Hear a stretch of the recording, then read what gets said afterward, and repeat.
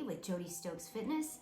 Today we are doing a walk and talk, and we're going to talk about protein, some other vital things that I encourage you to do with your nutrition, including your health and wellness. Go ahead and put your tennis shoes on, pause me, and I'll see you in a minute. Okay.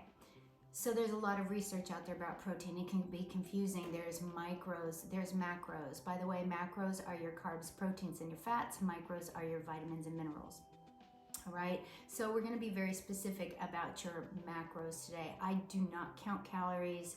I do not do that. It's too hard. So I'm going to give you some basis things so that you can determine how you feel with your body. So the basic research out right now is talking about you should get in about 1.5 or 2 grams per pound of lean body weight.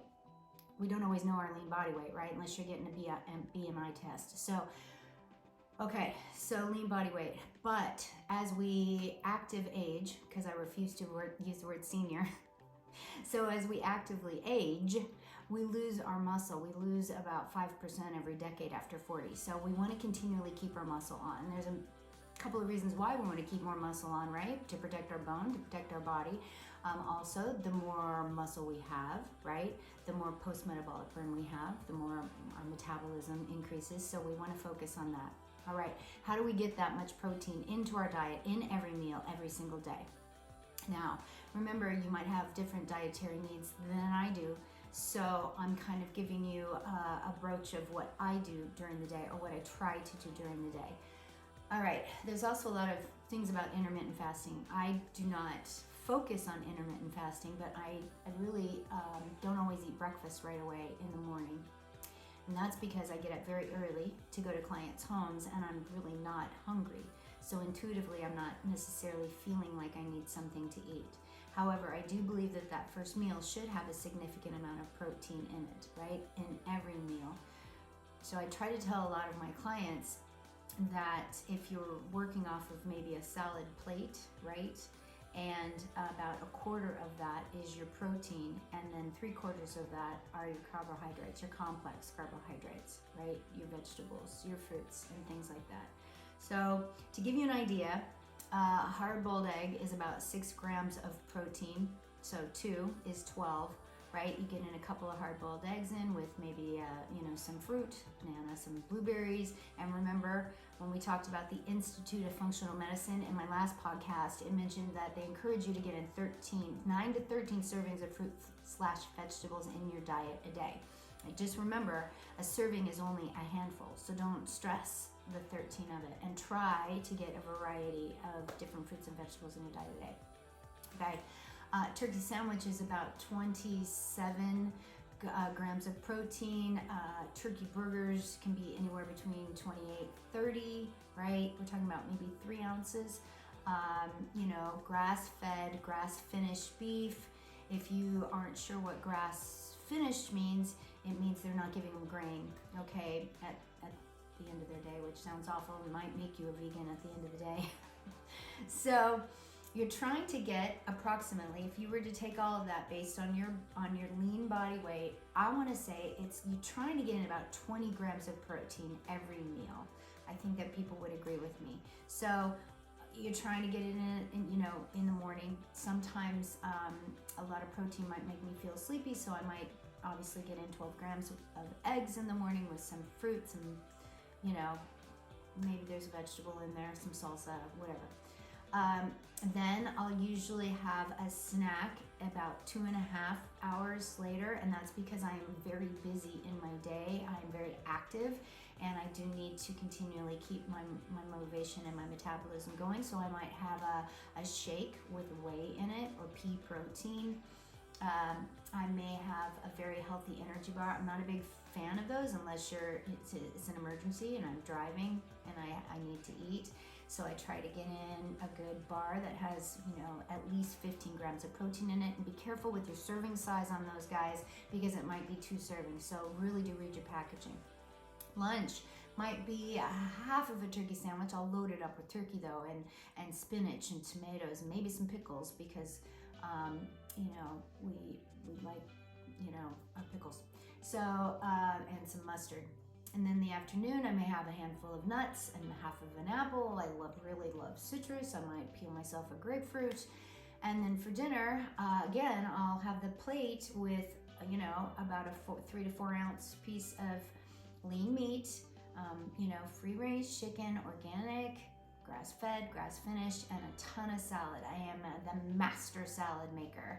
So I might even show you a picture here. I also do some veggie platters for events, but I'm not for hire, but I'll show you some of those too. All right, so that's through your day. Here's the big thing. If you're watching what you're, eating throughout the day, the chances are that you'll feel satiated and you won't feel like you need something sweet. If you're wanting something sweet and you're full from dinner, it's mostly a habit and not that you're even hungry for it.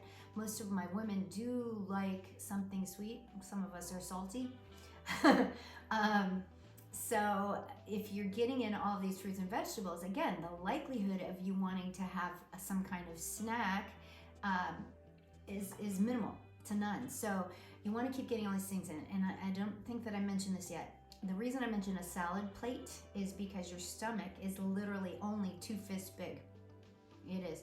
So you eat much more than a salad plate in a meal. That goes out and over. And that's when we start to have, adipose tissue and adipose fat and everything on our inner organs. And we want to be very, very, very, very careful with that, right? Because that's what makes us not feel well. All right. Now we're talking about inflammatory foods. When you already know that ultra processed foods are terrible for you, you've known it for a very long time. If so, why are you still doing it? Okay. We want to be very careful with what's called oxidative stress. So oxidative stress is also caused by inflammatory foods and stress in your life, right? Oxidative stress, it can be caused also from obesity, poor eating, smoking, some certain medications, exposure to environmental factors. What are you experiencing if you have oxidative stress? Okay, we're experiencing fatigue, some memory loss, brain fog, muscle and joint pain. We're getting wrinkles at an earlier age, faster graying in the hair, sometimes hair loss, decrease in eyesight, headaches, and sensitivity to noise, which I didn't know that one. Sensitivity to noise, right? Okay, if we're going to talk about experiencing oxidative stress and changing your environment factors, right? Let's talk about epigenetics really fast. Epigenetics mean that you cannot change the sequence of your DNA, right? You can't change your sequence, but you can change the expression of your DNA. How do you do that? Through changing your environment. We've been talking a lot about changing your thoughts, okay? Now we're talking about getting into your intuitive side, toxicity, things like that. Same with what you're eating. Be very mindful all the time of what you're eating. For example, are you mowing your food down so fast that you're not even tasting it? Taste your food. How does it taste? How does it feel? How does it go down? How does it digest, right? Intuitive eating is very important. Does it feel good to you? I'm trying to get you guys to understand how you're feeling when you're feeling it. We really have had the propensity throughout our lives to just eat things so fast. Most of the time when you want something sweet after dinner, you haven't even really digested your food yet. You're not hungry. You're just having it because it's there and it's a habit. Take a couple bites, taste it, enjoy it, and then be done with that. All right. Speaking of intuitive eating, I have a couple of books for you if you're interested. All right. So y'all know that I have a healing certification. Y'all know that I have a CBT certification. Y'all know that I'm certified in all kinds of fitness things, but I cannot work on someone on the outside if I don't work on them from the inside. That's just the truth. A couple of books from some people, Doreen Virtue and Louise Hay. They're very spiritual people, but they've talked about great health, right? And intuition, right? For nutrition for intuition. And what that means is that not only is the food that you're eating affecting your brain, right? We know it's affecting your body, but it's affecting your brain. So why not eat healthier and think about what you're eating and how you're feeling? the more intuitive you are, right? Basically what that means is you're not, seeing dead people. It just means that you are knowing yourself. You're knowing what you're feeling. You know what's right. You know what's wrong. You know you shouldn't do it, so don't do it, right?